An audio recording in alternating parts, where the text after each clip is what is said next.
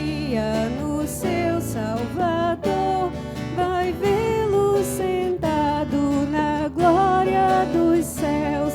Exultai, exultai, vinde todos louvar a Jesus Salvador, a Jesus Redentor. A Deus demos glória, porquanto do céu seu Filho bendito por nós todos deu.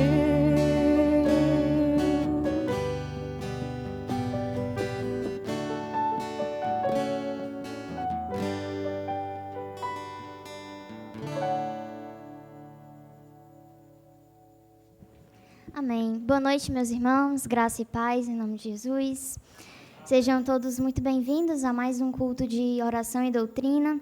Que alegria estarmos aqui mais uma vez reunidos, hoje nesse feriado. Como é bom ver gente que não costuma estar aqui nas quartas-feiras. Que bom que a gente está aproveitando esse dia na casa do Senhor. Vamos orar neste momento e entregar este culto ao nosso Deus. Oremos. Querido Deus, santo e eterno Pai, Senhor, muito obrigada, meu Deus, por este momento, por este culto, por estas pessoas.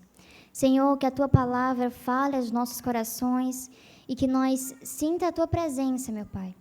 Faça presente entre nós, meu Deus, hoje e sempre. Amém. Gostaria de convidá-los a, neste momento, ouvirmos uma leitura bíblica. Essa leitura seria lida entre eu e a congregação, mas como estamos tendo um problema na projeção, eu peço que os irmãos abram em suas Bíblias para acompanhar. Mas eu irei ler para não ter divergência de edições. Mas abram em suas Bíblias porque é muito importante. É em João 10, do 1 ao 11.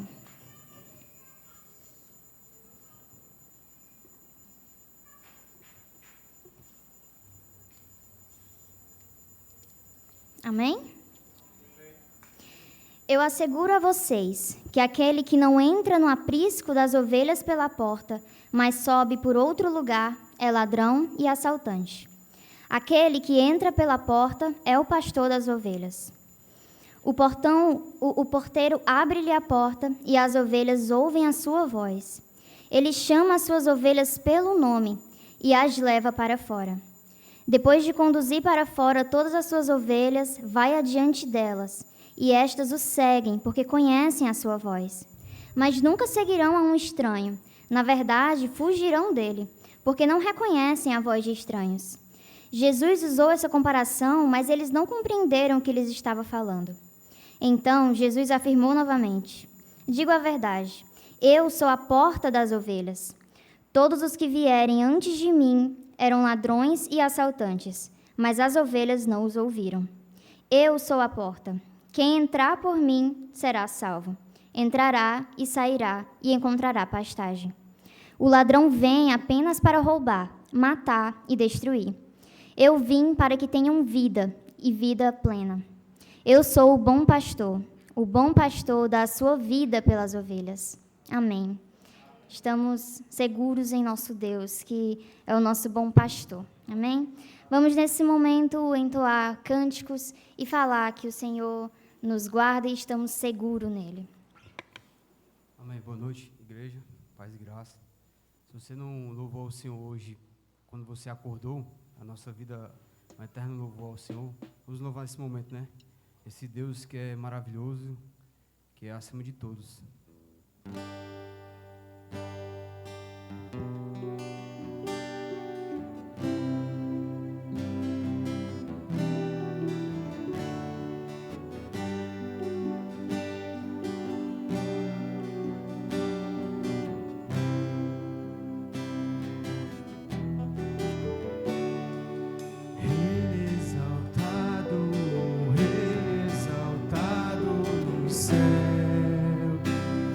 Eu louvarei.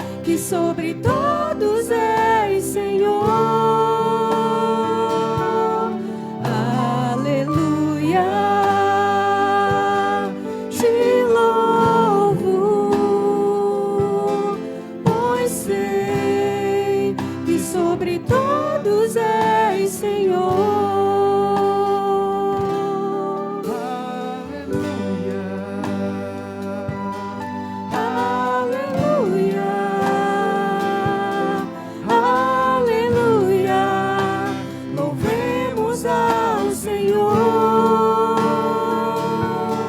Aleluia, aleluia, aleluia, louvemos ao Senhor. Aleluia, Senhor.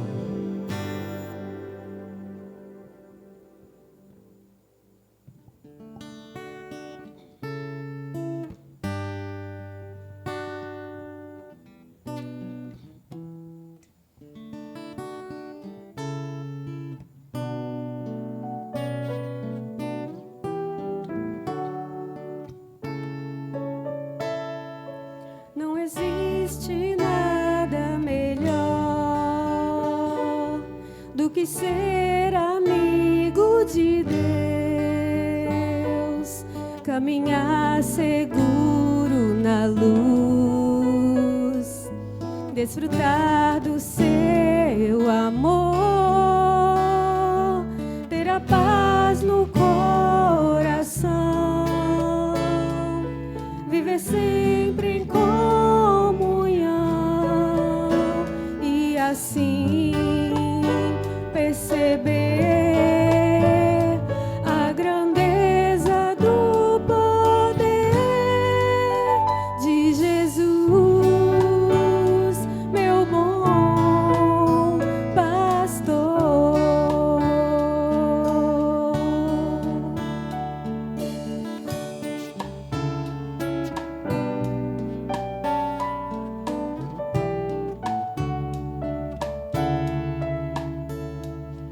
Não existe nada melhor do que ser amigo de Deus, caminhar seguro na luz, desfrutar do seu amor, ter a paz no coração, viver sempre em comunhão e assim perceber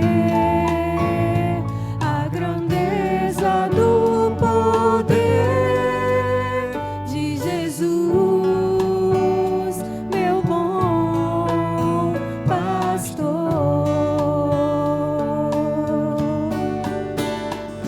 Ter a paz no coração, viver sempre em comunhão e assim perceber a grandeza do poder de Jesus,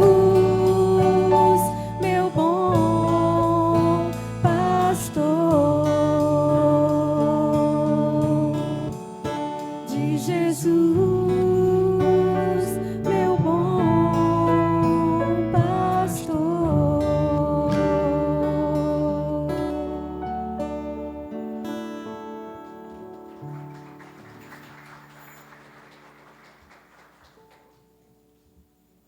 Amém.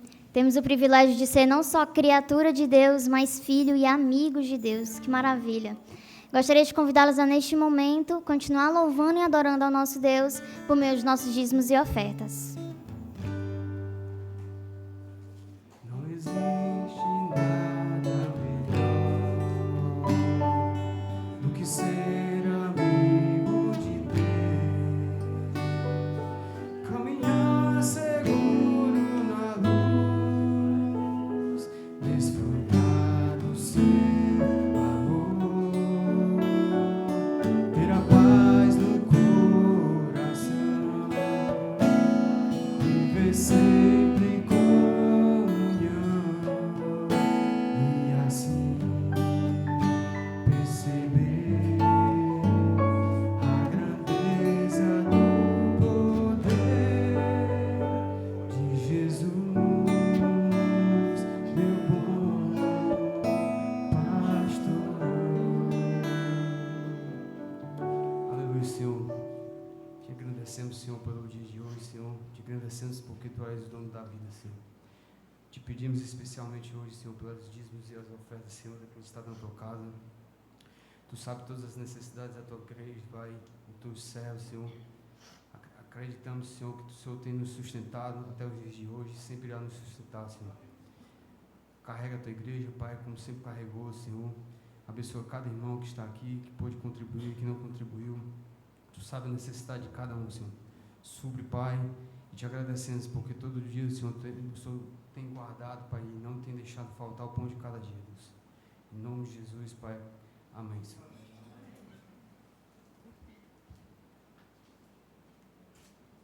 Amém. Vamos nesse momento ouvir os avisos da semana, as programações futuras, e eu peço a atenção dos irmãos. O nosso primeiro aviso é um evangelismo, uma ação social que haverá na nossa congregação no Camurupim. Acontecerá neste sábado, dia 22, das 8 da manhã às 16 horas. E para finalizar, terá o culto às 18. Não deixe de fazer parte desse momento, será um momento de ação social, mas também de evangelismo pelo bairro, então não deixe de fazer parte. Se você, por acaso, não puder fazer parte da ação social, venha para o culto às 18 horas, na congregação no Camurupim. O segundo aviso é a escola bíblica. Está tendo como tema Discípulos, Nossa Identidade em Cristo. Está acontecendo agora aos domingos, acredito que os irmãos já estão cientes disso. Às 10h20 da manhã, após o culto da manhã. Não deixe de fazer parte, é um momento muito enriquecedor. Terceiro aviso é o encontro de casais, que acontecerá no dia 28, uma sexta-feira, às 7h30 aqui na igreja. Terá como tema Refletindo a Imagem de Deus na Família. E o encontro de casais ele é para noivos, mas também para casais, mas também para noivos. Não deixe de fazer parte. O quarto aviso é o curso de Libras. Nosso Ministério Sinais de Vida está proporcionando este curso de Libras básico. Não deixe de fazer parte, é muito importante. O nosso ministério tem uma frase muito interessante que é: o silêncio torna-se uma barreira entre ouvintes e surdos, mas as Libras quebram este silêncio. Então, que nós possamos quebrar esse silêncio, não apenas da comunicação, mas do mais importante, da mensagem do Evangelho. Então, não deixe de visar isso. Ore e guarde essa vontade no seu coração. E se você sentir esse desejo, faça parte do curso de Libras, porque é muito importante. E o curso começará em abril. A primeira aula será no dia 5, às 18 horas. E para se inscrever com a irmã Catiane. Lá atrás tem o QR Code com o WhatsApp dela. Não deixe de fazer parte. E o quinto e último aviso é o curso de noivos. Iniciará no dia 6, no domingo, após o culto da manhã, às 10h20. Para se inscrever é com os irmãos das mídias e comunicação lá atrás. Para noivos e também irmãos que já estão casados, mas que ainda não fizeram o curso. São esses os avisos. Participem e não deixem de orar por essas programações. Gostaria de convidar no momento as crianças e os professores.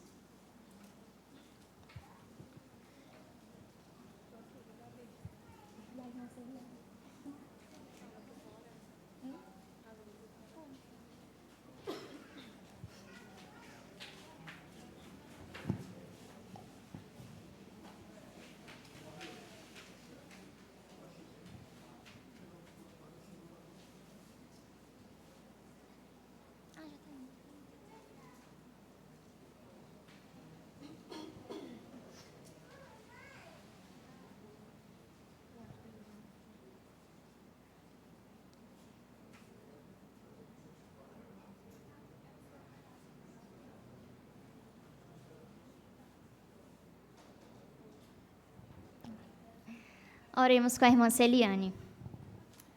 Pai amado, muito obrigada, Pai, por estarmos aqui no dia de hoje. Obrigada pela vida de cada criança que compõe essa igreja, meu Deus. Muito obrigada por elas estarem no Teu caminho. Que elas permaneçam assim, meu Pai, até o último dia de vida delas. Cuida delas, livra-as de todo mal, Senhor. Capacita também os cuidadores que estarão com elas lá atrás, professores, os familiares, e que tudo que aconteça, Senhor, na vida dessas crianças seja conforme a Tua vontade. Amém.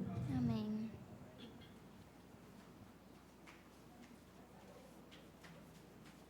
Amém, meus irmãos. Teremos no momento a nossa oração em duplas. Faça suas duplas, iremos orar. E quando o Ministério de Música começar a cantar, você entenderá que o momento encerrou.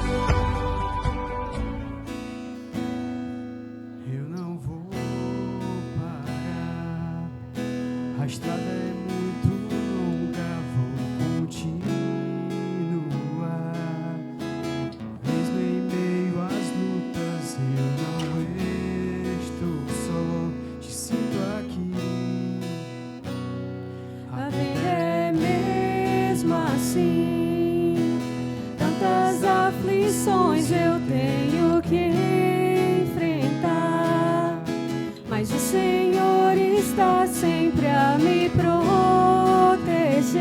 Te sinto aqui. Quando o vento sopra contra mim, os problemas tentam me abater, eu me lembro grande eu sou e enviou. Eu tenho um chamado, jamais vou me calar. Eu tenho um chamado, o Evangelho anunciar. Eu fui escolhido no ventre da minha mãe. Eu sei que Deus não abre mão de mim, não.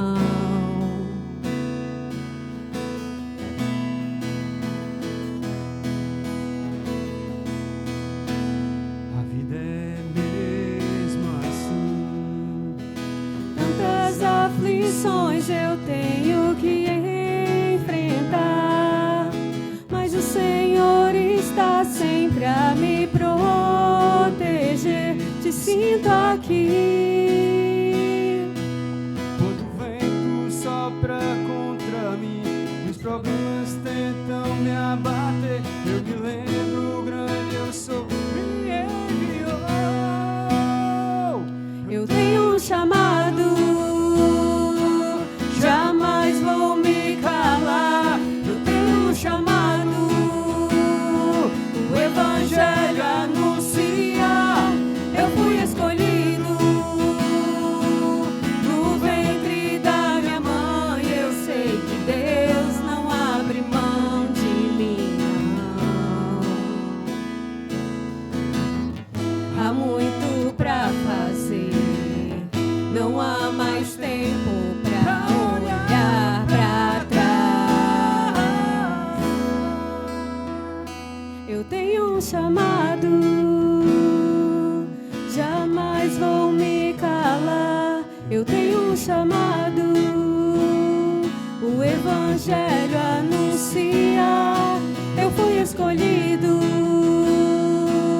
no ventre da minha mãe. Eu sei que Deus não abre mão de mim, não. Eu sei que Deus não abre mão de mim, não. Eu tenho um chamado. Amém, Senhor. Nós possamos desempenhar nosso papel, Senhor, ter um chamado conforme o teu coração, Deus. Que o Senhor possa nos dar, Senhor, um coração de gratidão, sabedoria, Senhor, independente do nosso chamado, Pai, na tua casa, na tua igreja, que nós possamos te honrar com obediência, Senhor. Em nome de Jesus, amém.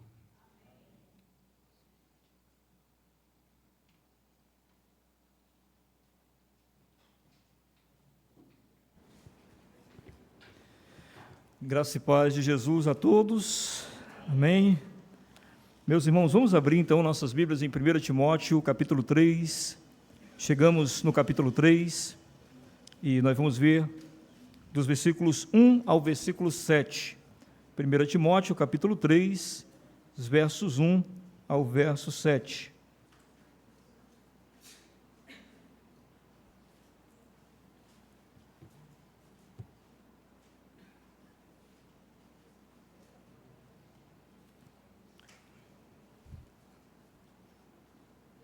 Coisa boa voltarmos aos primórdios, né? Quem não traz a Bíblia está perdido hoje, viu? Não, mas eu lembro quando a gente começou, falava assim, logo no começo, né? Se você trouxe a sua Bíblia e tem alguém ao seu lado sem Bíblia, compartilhe a Bíblia com quem está do seu lado. Vocês lembram disso?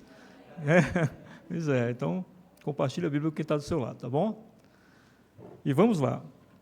1 Timóteo 3, verso 1 ao 7, diz assim a palavra do Senhor.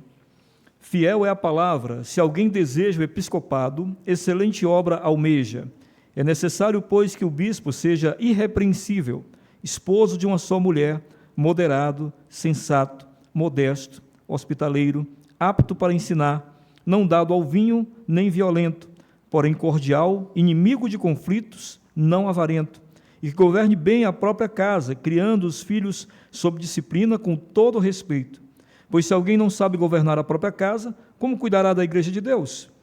Que o bispo não seja recém-convertido, para não acontecer que fique cheio de orgulho e incorra na condenação do diabo.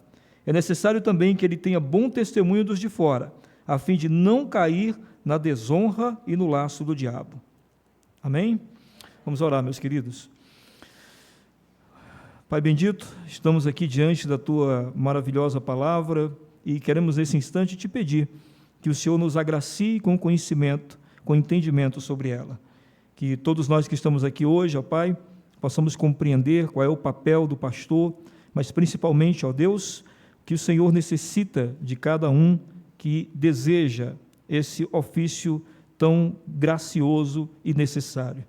Abençoa-nos, então, com o Teu conhecimento, com a Tua graça, com a Tua misericórdia, em nome e por amor de Jesus Cristo. Amém. Meus irmãos, a minha versão é em AA, então provavelmente algumas palavras vão ser diferentes das que você tem na sua Bíblia, mas não se preocupe, são apenas diferença semântica, né? Uma coisa, não é diferença na essência, no que significa.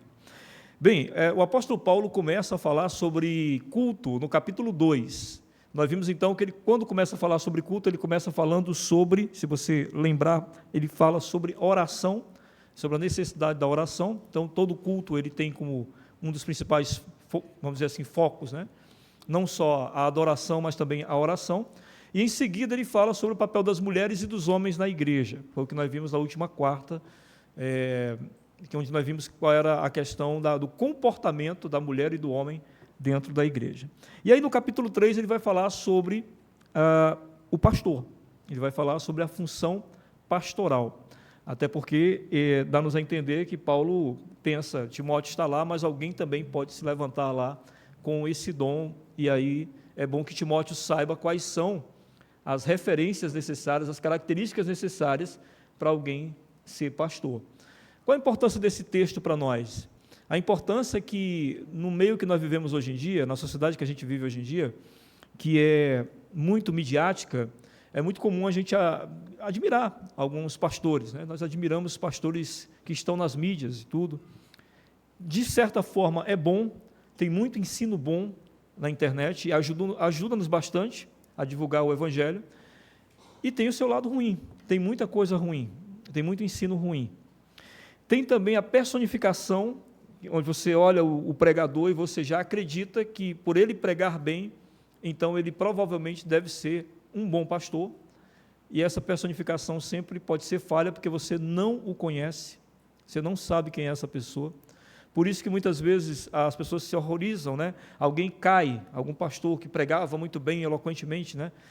Cai por algum pecado e a pessoa fica chocada, mas é preciso entender que você não conhecia esse pastor, você não convivia com ele. Se nós que não convivemos não tínhamos noção do que era a vida dele, muito menos, né? Aliás, se quem convivia com ele não tem noção de como era a vida dele, muito menos nós que não convivíamos. Então, esse texto é interessante e importante, por quê? Porque ele vai mostrar para nós o que é um pastor, verdadeiramente. Tirando todas essas ideias que a gente tem, muitas vezes, da postura, da roupa, do carisma. E, por incrível que pareça, o Paulo não vai citar nada disso aqui. Não vai citar a questão de carisma, não vai citar a questão de simpatia, intelecto, nada disso, né? Ele vai apontar para outras coisas que têm mais a ver com a capacitação dada pelo Espírito Santo. Então, é isso que a gente vai procurar entender aqui, e, no final, terão aplicações muito importantes para a vida de todos vocês. Você pode pensar, poxa, mas esse sermão era bom ser pregado para o pastor. Não, é bom ser pregado para você.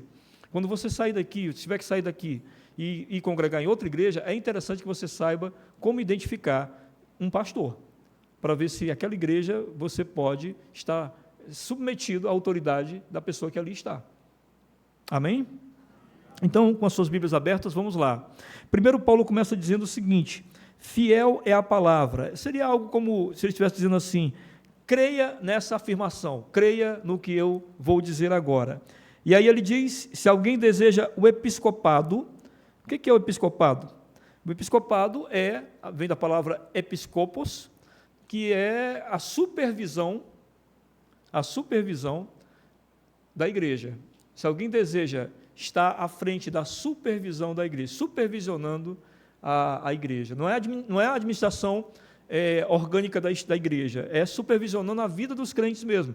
É o pastoreio, é o pastorear os irmãos. O que o pastor fazia? O pastor de ovelhas? Ele ficava observando as ovelhas e vendo a carência de cada uma delas e suprindo a carência de cada ovelha. Uma ovelha que estava suja, ele ia lá limpar, suja de carrapicho, né? Ele ia tirar os carrapichos. Uma ovelha que tinha uma patinha quebrada, ele ia carregar a ovelha nas costas, e assim por diante. Então, a ideia aqui é essa. Essa ideia do episcopado é a ideia da supervisão da igreja. Então, entenda, não se trata de um desejo por preeminência, por status ou por poder. Até porque, estou falando nessa época aqui, né? A igreja sofria perseguição. Então, se alguém queria estar à frente da igreja, significaria estar na frente do embate, na frente da batalha. Se alguém viesse atacar a comunidade, o primeiro a ser atacado era o líder. É tanto que a gente já teve exposições aqui em 1ª e 2ª Tessalonicenses, acho que os irmãos devem lembrar, e nós tratamos da morte dos líderes lá em Tessalônica. Paulo fala que os líderes lá foram os primeiros a serem mortos. Por quê? Porque eram os líderes. Então, automaticamente, quando vinham perseguir a igreja, o líder era o primeiro a ser perseguido. Então, quando Paulo fala aqui, se alguém deseja episcopado, ele tem certeza que, nesse contexto aqui, ninguém estava querendo preeminência, ninguém estava querendo status, nem poder. Diferente da nossa realidade hoje. Nossa realidade hoje é uma realidade que, muitas vezes, o cara quer esse status do episcopado, né, esse status do pastoreio, porque pode refletir em algum tipo de poder, algum tipo de segurança, algum tipo de preeminência. Eu lembro quando eu estava no seminário, nosso professor dizia, olha, vocês serão respeitados na cidade de vocês são pastores, vocês se tornarão pastores, ele dizia, e vocês serão respeitados, e ele não estava errado. Pastores são respeitados, por mais que as coisas não estejam, né, mas somos respeitados ainda. Então, isso pode gerar um desejo de preeminência, status e poder. Para nós hoje, para eles não. Para eles, o cara realmente tinha o desejo de servir. E aí ele diz que, se alguém deseja isso, excelente obra almeja, excelente trabalho essa pessoa terá pela frente. O Spurgeon dizia que não há atividade mais honrosa no mundo do que ser um pastor. Ele dizia que ele não trocaria isso nem por ser rei da Inglaterra, porque a atividade mais honrosa do mundo é você poder supervisionar a igreja do Salvador do mundo, que é Jesus Cristo. Então, depois dessa pequena introdução, que como Paulo, como se estivesse começando outro assunto, né, por isso que ele fez essa introdução, dá-se início aos atributos necessários para o pastorado. Atributos que devem ser reconhecidos pelo próprio candidato e pela igreja. Não só a pessoa que deseja, né, que almeja, deve se reconhecer nesses atributos que serão colocados aqui, com a própria igreja também. Não adianta o cara dizer, eu sou humilde, eu sou isso, sou aquilo, e a igreja dizer, não, você não é. A igreja e o candidato deveriam se reconhecer nisso. Aliás, isso é um princípio batista.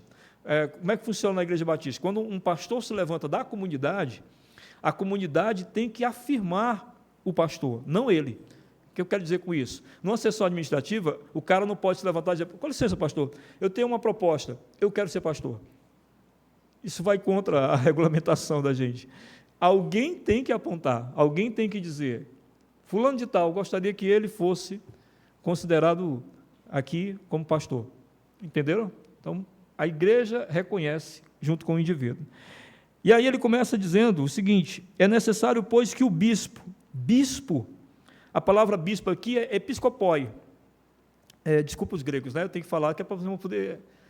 Eu sei que fica bem chique, né? E tudo...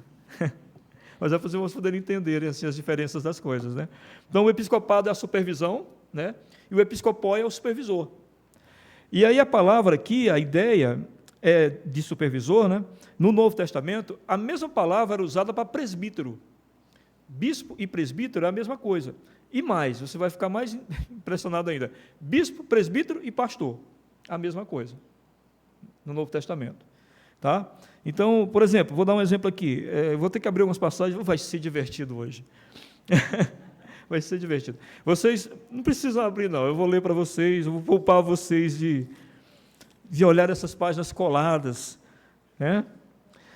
Paulo, por exemplo, em Atos capítulo 20, ele fala esses dois termos, né? O bispo e o presbítero ao mesmo tempo.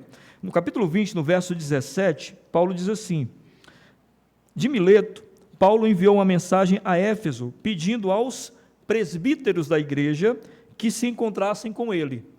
Aí, quando chega no verso 28, veja o que diz. Diz assim: cuidem de vocês mesmos e de todo o rebanho, no qual o Espírito Santo os colocou como bispos. Veja, ele usou os dois termos, né, as duas palavras, porque elas tinham o mesmo significado. Tá? Então, basicamente é isso que bispo significava. Então ele diz: é necessário, pois, que o bispo seja irrepreensível. Opa, pera lá, irrepreensível, isso é muito pesado. Irrepreensível, naturalmente ninguém é irrepreensível. Ser irrepreensível é não ter nenhuma falta, ser irrepreensível é ser perfeito. Então, qual o sentido desse irrepreensível que Paulo está se referindo aqui? Bom, o sentido que ele está se referindo aqui corresponde ao testemunho público de fé. No testemunho público de fé, essa pessoa deveria ser irrepreensível. As pessoas não deviam ter nada para falar dela publicamente. É a nossa história aqui, meus irmãos. Todos nós aqui temos crentes aqui que nós consideramos pessoas maravilhosas. Se alguém nos perguntar, nós vamos dizer: olha, essa pessoa é maravilhosa, é íntegra, é isso, isso e aquilo. Isso por quê? Porque o testemunho público dessa pessoa é irrepreensível. Então, publicamente, esta pessoa que é chamada para liderar a igreja, ela tinha que ter o testemunho irrepreensível. É semelhante a Paulo, quando Paulo fala lá em Filipenses capítulo 3, ele fala sobre como ele era quando ele era judaico. E ele diz assim, no verso 6, em matéria de lei, eu era irrepreensível. Ou seja, para cumprir a lei moral, que todo mundo observava, eu era irrepreensível. Então, é dessa forma de irrepreensível que Paulo está falando aqui. A pessoa tem que ter um bom testemunho público daquilo que ele é e de sua fé. Bom, aí continua dizendo: o bispo seja irrepreensível, esposo de uma só mulher. Esposo de uma só mulher. Aqui a gente vai ter que avaliar bem o que está sendo dito aqui, sobre esse esposo de uma só mulher, porque durante a história houve algumas interpretações diferentes sobre isso. Mas, antes de mais nada, eu não creio que isso aqui é uma prerrogativa para dizer, por exemplo, que o pastor tem que ser casado.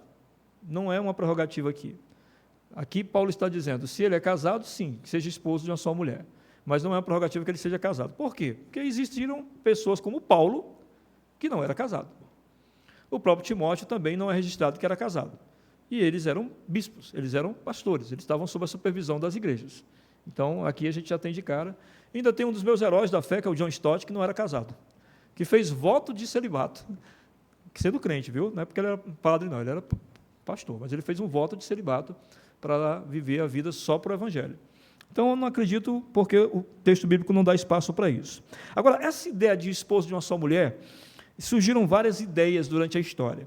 Já houveram muitas interpretações. Alguns diziam, por exemplo, que era uma advertência sobre a poligamia, para que a pessoa que fosse pastor não fosse esposo de mais de uma mulher. Embora na cultura romana, aqueles que eram mais ricos tivessem mais de uma mulher, na cultura judaica isso ficou para trás no Antigo Testamento. Na cultura judaica não prosseguiu, vocês sabem, né? No Antigo Testamento tinha aquela coisa, os caras tinham 2, 3 mulheres, mas isso não prosseguiu, até porque não era da vontade do Senhor. Ali era uma questão de misericórdia de Deus para com as mulheres, para com as famílias, e aí ele permitiu que isso acontecesse, mas não prosseguiu à medida que, pasmem, o farisaísmo cresceu. Porque o farisaísmo era aquele que era firme na letra da palavra, firme naquilo que estava escrito. E o farisaísmo não admitia que nada do que estava escrito fosse contrário ao que estava escrito. Então foi o farisaísmo que lutou para que essa questão da poligamia não prevalecesse. Então, quando a gente fala fariseu, a gente lembra sempre dos inimigos de Jesus e esquece que eles eram protetores da palavra, né? A gente já aprendeu um pouco sobre isso no Evangelho de João. Pois bem, então essa ideia da poligamia provavelmente não é, porque, como eu falei,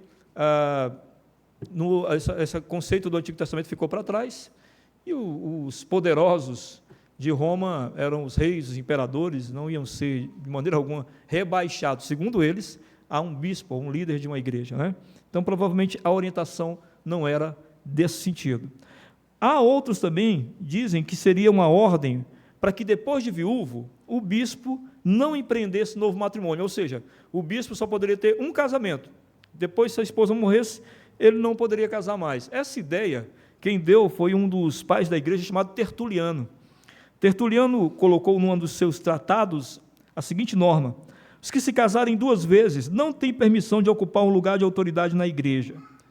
Esse foi o ponto que Tertuliano, que era um dos pais da igreja, para você não sabe o que é, são os discípulos dos discípulos. Os discípulos que vieram após os discípulos. Tá certo? Foram discipulados pelos discípulos, né? Então, Tertuliano tinha essa ideia.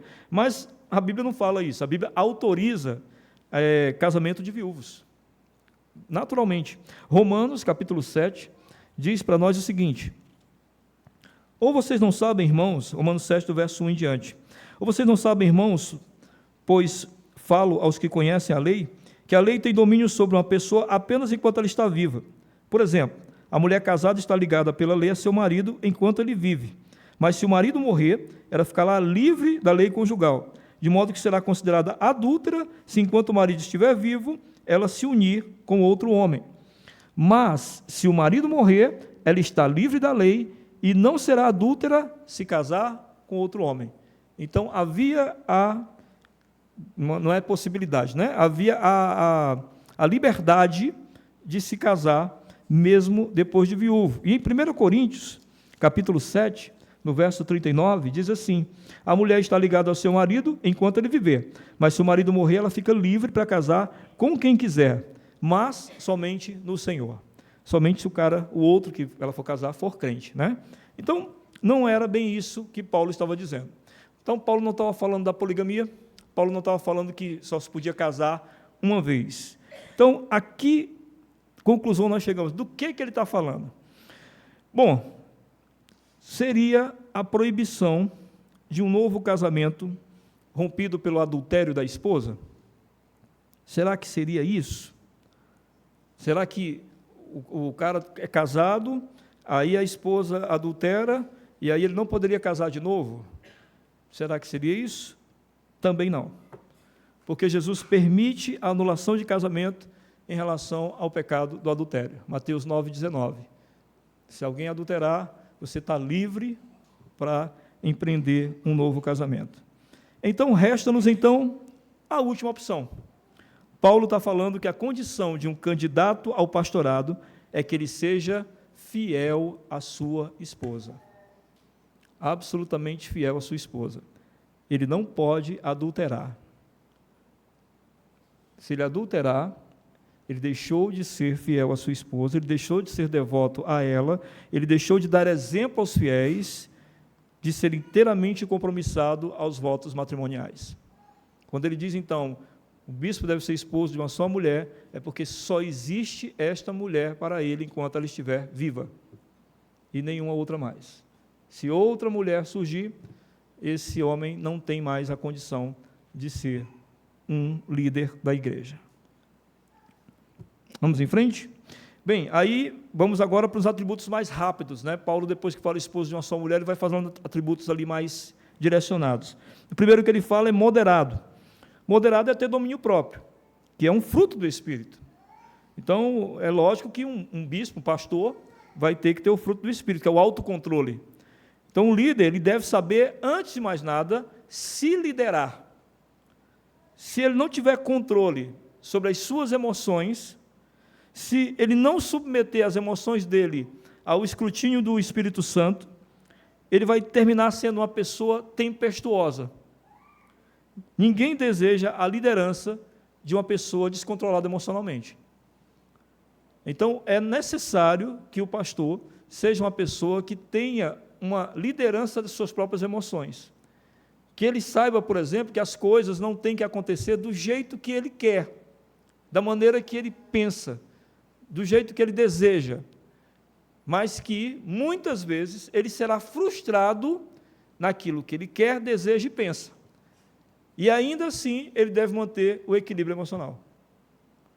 E, principalmente, se ele for pastor batista, né? Ele deve manter o equilíbrio emocional. Por quê? Porque ele pode chegar para a igreja com uma ideia e a congregação votar diferente da ideia dele, ele tem que ir para casa em paz.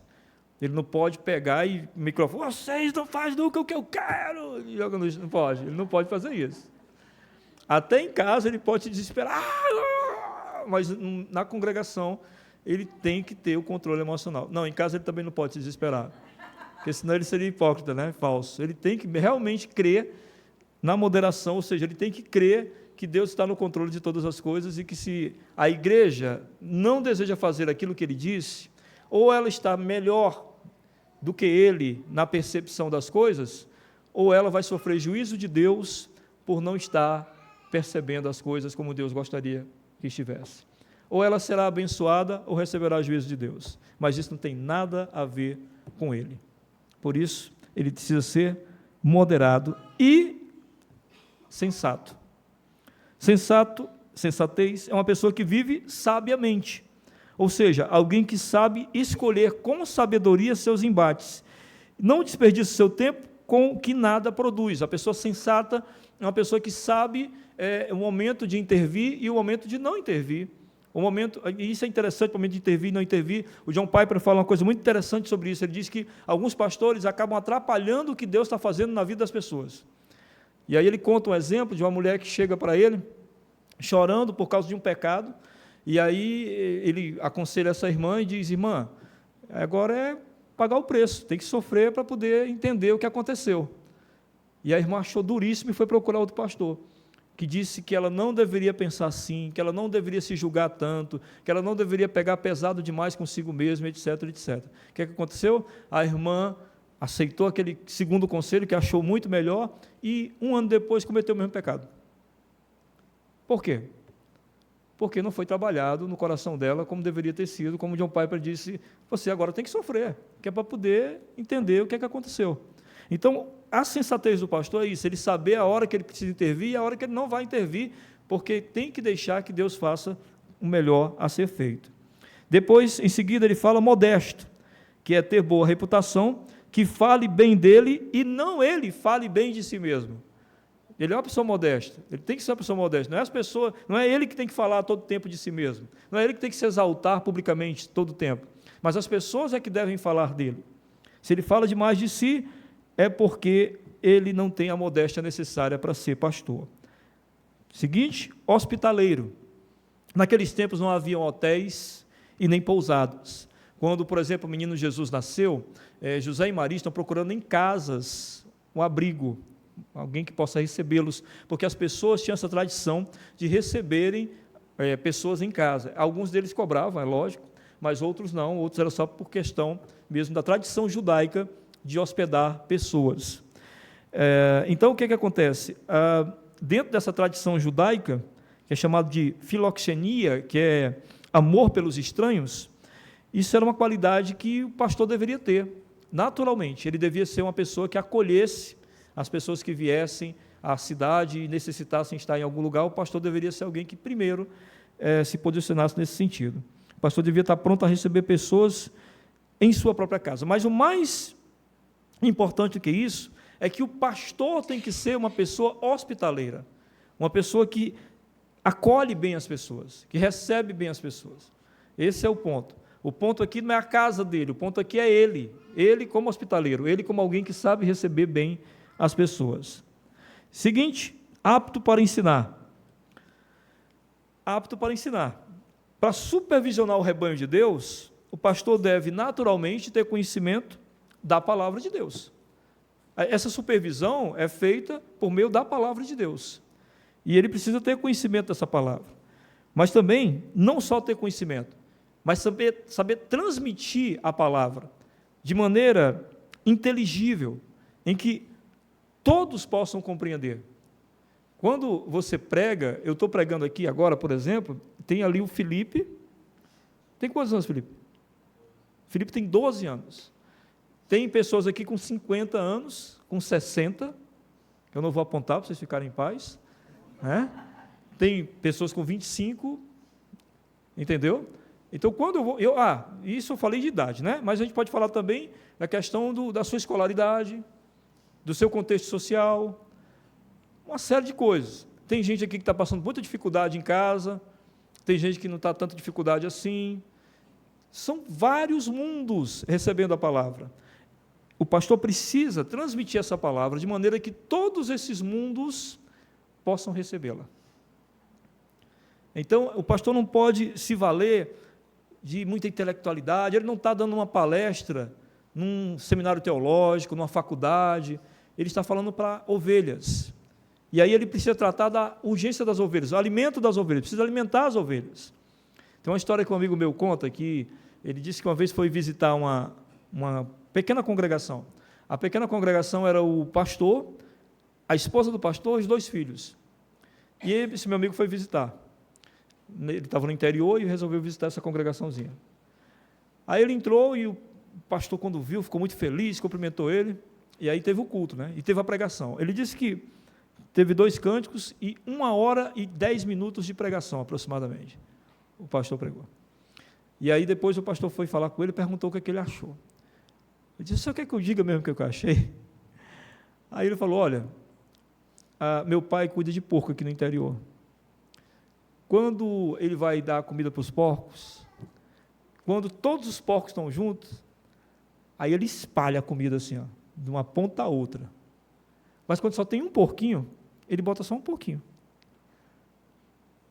Então, assim, o senhor falou 1h10 só para mim. Nos primeiros 15 minutos eu já estava satisfeito. Então, o pastor precisa ter essa aptidão de alimentar o rebanho. Qual é a necessidade do rebanho? E aí vem outra coisa importante. Não se alimenta o rebanho só tendo conhecimento bíblico. É preciso conhecer o rebanho. Como é que você vai alimentar as pessoas se você não conhece? Uma das coisas mais chatas que eu acho, e isso aqui vai para a internet depois, não vai? Vai, não. Acabou-se. Nunca mais vou ser convidado. As coisas mais chatas que eu acho é ser convidado para uma igreja que eu não conheço. Assim, para pregar. Não, quando é um congresso, né? Vai vir várias igrejas, né? Congresso teológico, entendeu? Vai vir várias igrejas. Mas, não, para a igreja. Me chamam, não, pastor, eu trago uma palavra. O que o senhor quer que eu pregue? Porque o cara é pastor da igreja, ele deve saber o que a igreja está precisando. Não, o que Deus colocar em seu coração. Aí Deus não coloca nada, porque eu não conheço ninguém. Entendeu? Eu não conheço. Como é que eu vou poder falar da necessidade da igreja lá? Não conheço ninguém. Então, não se é pastor só porque você tem palavra. Você precisa ter contato com as ovelhas. Conhecer as ovelhas, ver as dificuldades que elas passam no dia a dia. E, sobretudo, pregar com fidelidade. O que é pregar com fidelidade? Não pular nada. Não pular nenhum texto bíblico. Eu podia ter pulado aquele das mulheres quarta-feira. Menino, foi difícil. Eu podia ter pulado aquilo ali, né? Gente, deixa para lá, né? Mas não, eu tive que pregá-lo, porque isso é pregar com fidelidade, é falar o que a Bíblia diz sobre cada assunto. E por isso a gente prega expositivamente, para a gente poder fugir dos assuntos. Então, ele precisa pregar com fidelidade. Então, quando fala apto a ensinar, não pense que ele tem que ir no seminário, ele tem que fazer 5 anos de seminário, ele tem que fazer filosofia, ele tem que fazer psicologia ou sei lá o quê, ele tem que estudar isso e aquilo. Não. Antes de mais nada, ele tem que ser alguém que tenha o coração, que deseja alimentar o rebanho. Antes de mais nada. Aí sim, ele vai se preparar, estudar a teologia, as línguas originais, o hebraico e o grego, para poder dar o melhor para o seu povo. Em seguida, não dado ao vinho. Bom, o vinho era a bebida festiva daquela época. Os irmãos não conheciam Coca-Cola, né? Então, nós crentes, meu irmão, toda festa está lá uma coca, né? Tem um refrigerantezinho lá. E, enfim, pois é. Mas eles não tinham essa prerrogativa de ter refrigerante. Então, a bebida festiva era o vinho. Então, havia sempre o risco do exagero e natural entorpecimento e descontrole. A Bíblia deixa muito claro que o exagero na bebida é pecado, porque leva a dissolução, leva a contenda, leva a brigas, está lá em Provérbios, não vamos precisar citar aqui. Então, não é preciso explicar por que alguém que quer ser pastor e exagerasse na bebida não era confiável. Primeiro, porque é alguém que não tem domínio próprio. E segundo, porque é alguém que vai perder a noção das coisas e, enfim, como é que a gente vai confiar numa pessoa assim? Aí prossegue dizendo, nem violento, porém cordial, inimigo de conflitos. A questão da violência, porque no contexto de Paulo e Timóteo, a gente já viu aqui, né? Falei isso na quarta-feira anterior. Os homens tinham essa coisa da masculinidade ser violenta. O cara tinha que ter uma postura violenta para mostrar a sua masculinidade. Até eu citei que Paulo vai e diz, olha, os homens levantem mãos santas. Vocês não vão sair agredindo os outros por aí, não. Vocês vão levantar mãos santas, mãos que não agridem. Mãos santas para orar ao Senhor. É o que Paulo vai falar no texto anterior, né? Então, essa questão da não violência era muito importante, porque era o evangelho quebrando uma cultura. Havia uma cultura de violência ali, naquele período, os irmãos sabem muito bem disso, quem já leu a Bíblia entende isso, né? E o evangelho era uma quebra dessa cultura. É uma quebra da cultura da violência por parte dos homens. Então, ele diz, não violento, porém cordial, inimigo de conflitos. Não basta ele não ser violento, não basta ele não agredir ninguém. Ele precisa ser uma pessoa cordial e inimigo de conflitos. Então, assim, não se restringe só à questão física, mas também à questão verbal, a questão dos conflitos. Lembre que quando Paulo fala, no capítulo 1, dos falsos mestres, eles amavam conflitos, não é isso que Paulo diz lá, no capítulo 1? Então, o pastor não quer conflito. O pastor não quer convencer, ensinar ou liderar ninguém por meio da agressividade verbal. Veja só. E aí eu me lembro de um monte de história de pastores com posturas de agressividade verbal. Então, a cordialidade, por que ela é importante? Porque ela é um viver na dependência do Espírito Santo. É o que nos faz dar aos nossos opositores o contrário do que eles nos oferecem. O Espírito Santo nos capacita a dar aos nossos opositores o contrário do que eles nos oferecem. Se eu não sou uma pessoa cordial, é porque aquilo que me oferecem ofensa, eu retribuo de igual modo. Se eu faço assim, então não tenho o Espírito. Não tendo o Espírito, eu não teria a mínima condição de ser pastor. Como eu vou poder dar exemplo ao rebanho se eu mesmo não tenho cordialidade para tanto? Então, o pastor, ele vai fazer de tudo para evitar conflitos regulares e desnecessários. Ao contrário, como eu falei aqui, dos falsos mestres que amavam esses conflitos constantemente. Então, o pastor vai evitar conflitos porque ele é alguém que está trazendo sempre a conciliação. Não avarento. Bom, lá no capítulo 6, da mesma carta, no versículo 10, Paulo vai dizer que o dinheiro é a raiz de todos os males. Dinheiro não é ruim, mas ele é a raiz de todos os males, é a raiz de toda a confusão, de todo o mal que há entre nós, raiz de quando começa a briga por causa de dinheiro. Quem vai pagar a conta? Começa a briga. Né? Aquelas contas que vocês racham no final dos cultos. Aqui eu não comi isso aqui não. Aqui. Rapaz, eu pedi um copo d'água, estão dizendo aqui que eu tenho que pagar isso aqui. O dinheiro é a raiz de todos os males. Né? Então, Paulo deixa bem claro isso em 1 Timóteo, lá no capítulo 6, verso 10. Então, nós nem precisamos pontuar muito sobre a importância do pastor não ser alguém preocupado com bens materiais. Uma vez eu vi um documentário sobre pastores milionários, aí tinha um que tinha um aras, né? E, meu Deus, o que um pastor quer com aras? Não entendo. Não, se o pastor inventa o papo de ter um avião, eu entendo até, ele pode mentir, dizer que quer viajar por aí pregando. Mas o cara tem um aras. Por que ele tem um aras? Um pastor tem um aras. Me imaginei tendo um aras. Está lá eu orando pela minha igreja, aí eu meu Deus, meu cavalo que eu deixei lá. Será que... Estão entendendo, irmãos? Então, são coisas que não têm sentido. A vida pastoral, ela não casa com essa questão de bens. O pastor tem uma vila. Vai me preocupar com a vila lá que eu tenho, se alguém está pagando ou não está pagando o aluguel da vila. Não tem sentido. Não tem sentido algum. Um pastor, ele precisa da não avareza, porque ele tem uma preocupação com vidas. E ele não pode, aí Paulo vai dizer isso em 2 Timóteo, que a gente vai ver, né, ainda no futuro, tá? Vamos ver primeiro 2 Timóteo e Tito. Aí Paulo vai falar em 2 Timóteo uma coisa muito interessante, ele diz, olha, o bom soldado ele não se embaraça com as coisas dessa vida, ele está preocupado com a batalha. Então, o pastor não pode estar embaraçado com coisas que os materialistas estão, não é a função dele. Então, ele não está pensando no valor que recebe, no acúmulo de bens, porque isso tudo é fonte de distração. E o diabo ama distrair desde os primórdios. Desde o começo da história, o papel do diabo é nos distrair. É por isso que ele tem se dado tão bem nos últimos tempos, porque nós temos muita distração. Muita distração. Aí a gente esquece de orar, esquece de ler a palavra, porque a gente tem muita distração. E aí o diabo se aproveita disso. E o dinheiro pode ser uma grande distração para um pastor. Bom, aí nos versos 4 e 5 ele vai entrar na vida familiar. Ele diz assim, que governe bem a própria casa, criando os filhos sob disciplina com todo respeito. Logicamente, não pode ser exigido de um pastor que seus filhos, quando adultos, sejam crentes. Não é exigido de nenhum crente isso, que seus filhos sejam crentes. Não é. Mas os pastores, os filhos deles, devem crescer num lar que nutra espiritualmente suas almas.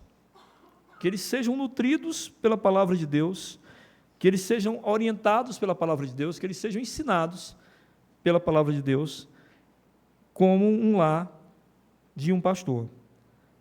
Aí, o texto diz aqui que os filhos devem crescer sob toda disciplina, com todo respeito.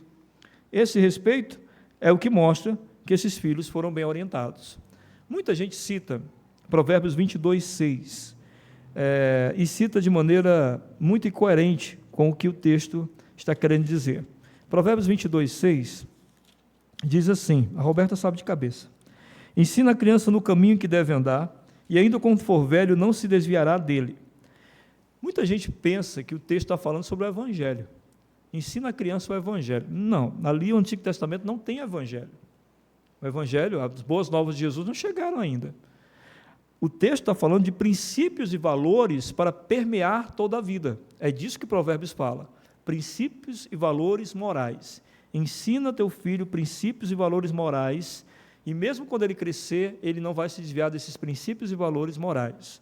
Honestidade, respeito, integridade. Por quê? Porque a fé, como nós sabemos, não é algo ensinável. A fé é um dom de Deus.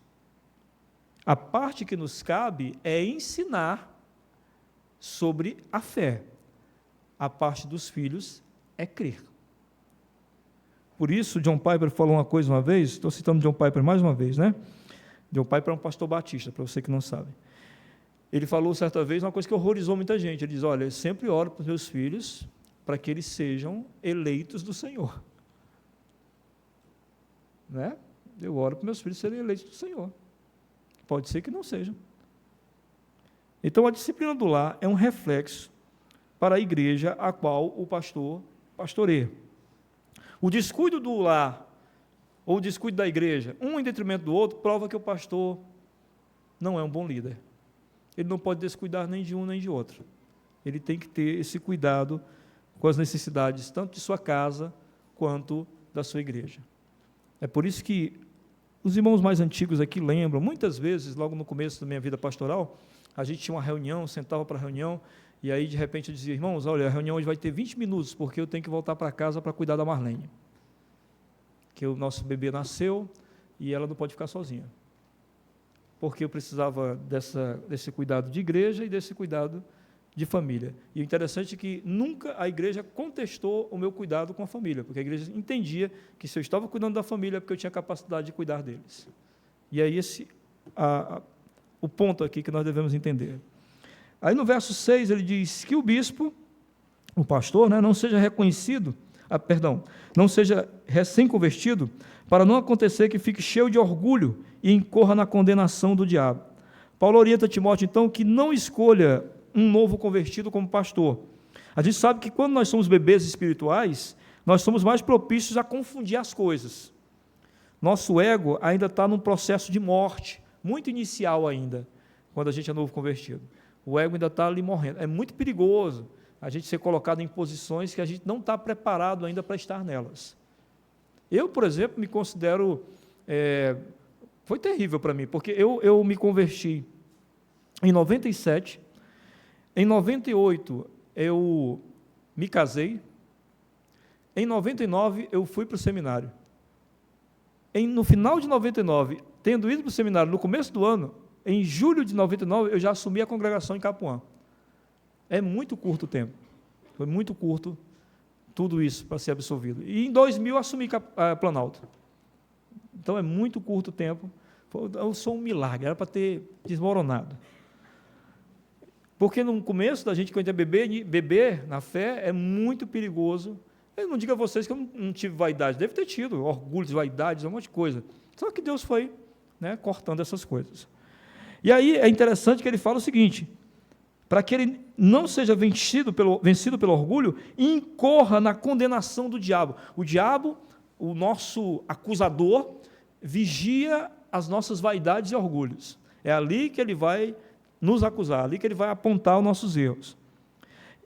Por isso que ele diz, para não acontecer que você fique cheio de orgulho, muitas responsabilidades, e passar a ser visto como referência, antes de ter maturidade suficiente para tanto, fará com que você caia facilmente no orgulho e na vaidade. Então, para o pastor, não é diferente, porque ele é gente como você também.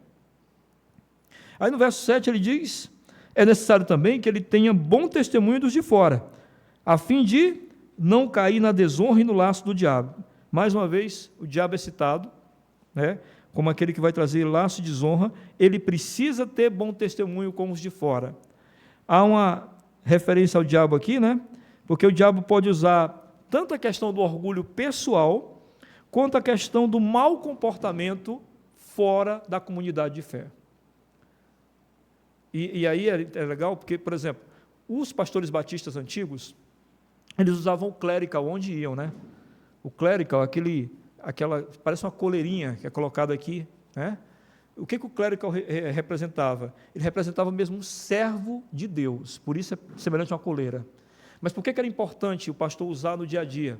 Porque ele lembrava que onde ele estivesse, ele é um pastor. Ele é um pastor.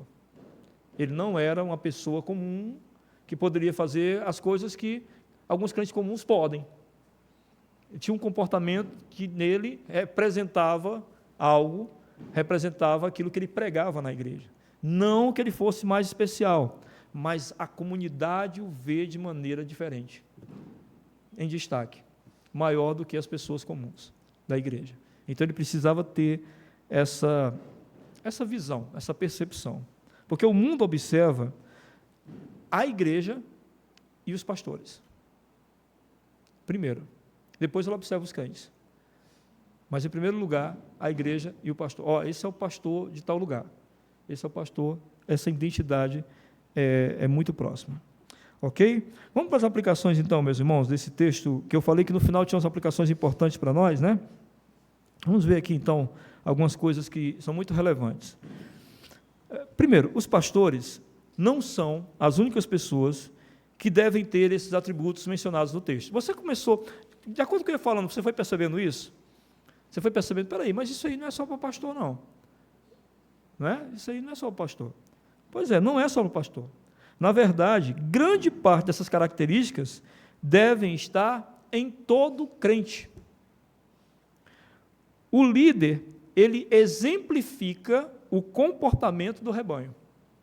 1 Coríntios 11:1, o que Paulo diz? Sejam meus imitadores, falando à igreja, como eu sou de Cristo. Então, o líder exemplifica, olha, irmãos, é assim que nós devemos ser, é assim que devemos fazer. Então, não pensem que há um nível de santidade exigido para os pastores e um nível abaixo para o restante do rebanho. Há dois perigos graves, se a gente pensar assim. O primeiro perigo, de achar que, não, para o pastor é diferente, para mim não, mas o pastor sim, mas para mim não. Há dois perigos nisso. O primeiro é o de idolatrar o pastor, como se ele fosse uma espécie de santo incomum aos demais. Ele é o pastor, entendeu? Ele deve fazer assim, ele é o pastor. Eu não sou pastor. Esse é um risco. Você idolatra para poder se proteger. Você o coloca num patamar mais elevado para poder garantir o seu não compromisso de santidade que você deveria ter. Em segundo lugar, é o de relaxar na busca por santidade, dando essa exigência só para o pastor. Só o pastor e não você. Então você começa a achar que o pastor deve fazer por você, praticamente. Porque você diz, se o pastor está fazendo, basta. Eu não tenho necessidade de fazer também. Muito bem, claramente os atributos mencionados, né, no texto chocavam a cultura de liderança e masculinidade da época de Paulo. E nós podemos dizer que faz o mesmo em nossos dias. Choca isso aqui na nossa cultura de liderança e masculinidade. Nós percebemos que o pastor não é um gestor de finanças e nem muito menos um gestor de emoções. Tem gente que pensa que o pastor é gestor de emoções. Eu estou triste, vou conversar com o pastor. O pastor senta e diz: qual a orientação que você quer, irmão? Não, eu estou triste. Eu sou um gestor de emoções. Agora, o que eu vou fazer aqui? Né? Então, não é um gestor de finanças, nem é um gestor de emoções. Mas antes, o pastor é alguém que busca, pelo ensino e pelo exemplo, apontar para Jesus Cristo. Qual o perigo dele ser um gestor de emoções? É que você se torna um dependente dele. Ah, vou lá, o pastor me ouve. Só para eu chorar mesmo na frente dele. Aí chora, oh, esse é o nome de Deus. Vai embora. E aí, o que acontece? Ele acaba tornando-se para você alguém mais referência do que o próprio Cristo. A observação final sobre o risco da gente sucumbir ao orgulho, e isso, quando você é novo convertido, né? Neófito, a palavra é essa, neófito, isso mostra para a gente que a humildade é uma coisa que precisa ser trabalhada com bastante tempo na vida do cristão, não é? A humildade não chega de uma hora para outra, irmãos. Por isso que Paulo diz, olha, não coloca qualquer um, não, porque essa questão de humildade é sério, leva tempo. Meu irmão, nesses anos de pastoreio, eu estou cansado de ver crente velho e orgulhoso. Velho, crente, quantos anos? 50 anos de crente. Um orgulho, meu irmão, que, meu Deus do céu, cadê a humildade dessa pessoa? Anos e não conseguiu ser humilde. Humildade é uma coisa que leva tempo, precisa ser trabalhada. Um adolescente de 16 anos pode crescer em humildade e um homem de 70 pode permanecer sem ser humilde. Porque tudo isso depende da relação da pessoa com Deus. E por último, o mundo precisa urgentemente de bons exemplos. Bons exemplos de pastores e rebanhos. E a gente precisa ter essa consciência, não é, irmãos? Nós aqui precisamos ter essa consciência. Maior do que qualquer argumentação é a prática daquilo que a gente afirma crer. Então, maior do que a argumentação de um pastor é a prática da vida dele naquilo que ele afirma crer. Eu lembro do pastor João, um amigo meu, que ele me disse isso quando eu era bem jovem, eu nunca esqueci. Eu gosto muito de anotar coisas. E eu lembro que eu anotei na minha Bíblia isso que o pastor João disse. Ele disse assim: não se mede um homem de Deus apenas pela sua pregação. Qualquer pessoa prepara um bom sermão. Mas se mede um homem de Deus depois que ele sai do púlpito e você o acompanha de perto. Ali você sabe se ele é um homem de Deus. Então, não se faz pastor só com pregação. Pastor se faz com todos esses atributos que nós vimos aqui, mas principalmente, pastor se faz no rebanho. É o rebanho que reconhece. Esse é o nosso pastor. O rebanho que reconhece isso. Ou o rebanho diz: nós aguenta esse cara. Amém? Que Deus em Cristo nos abençoe e nos dê cada dia mais segurança e entendimento da sua palavra. Vamos orar. Senhor Deus, muito obrigado, Pai. Obrigado por esta noite, obrigado por ter nos mostrado e ensinado as características de um pastor e como nós devemos, ó Deus, sempre estar cientes disso, para que não venhamos a ser confundidos. Obrigado por tua graça e misericórdia derramada sobre nós hoje. Que o amor de Deus, a comunhão do seu Santo Espírito e a graça do nosso Senhor Jesus Cristo esteja derramada sobre todo o povo de Deus, agora e para todo sempre. Amém. Deus abençoe, queridos.